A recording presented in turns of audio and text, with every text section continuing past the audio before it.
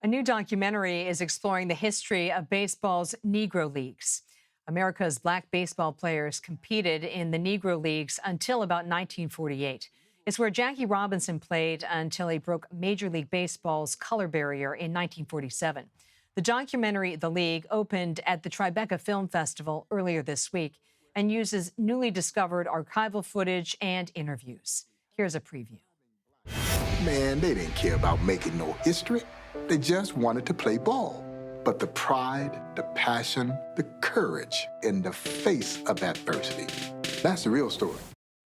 Joining us now is director Sam Pollard. He directed the film, which is set to be released on July 14th. Sam, you're an incredibly successful director. You get a lot of pitches across your desk. What drew you to this one? This was a film that came about because of a gentleman named Byron Motley, whose dad had been a Negro League umpire in the 40s and 50s. And he had not only wrote a book with his dad about being a Negro League umpire, but he had also interviewed a lot of former Negro League players. And he reached out to me about wanting to turn it into a feature-length documentary.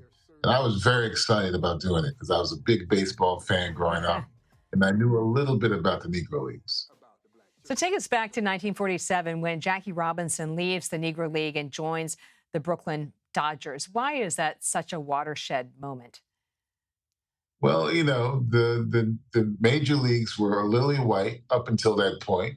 And here comes Jackie Robinson from the Kansas City Monarchs, and he integrates the major leagues. He changes the whole notion of what Major League Baseball was all about.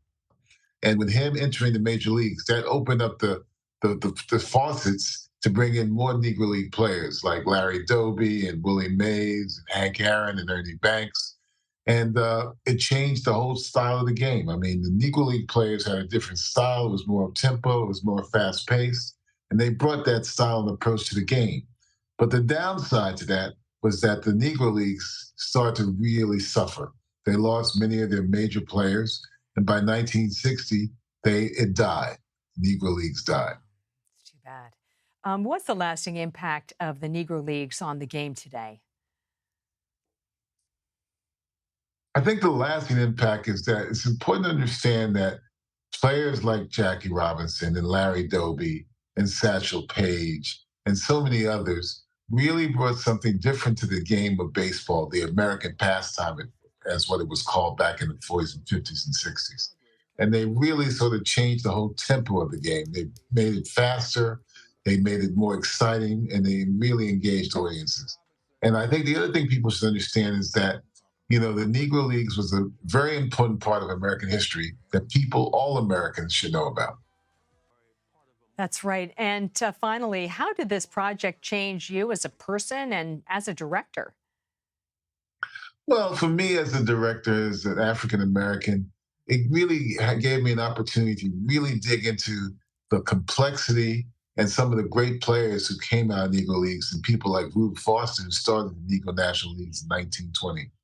And, it's a story that I got excited by. And I was really happy to be able to interview some historians who were real Negro League aficionados. It was fun to go down to Kansas City to the museum there, the Negro League Museum.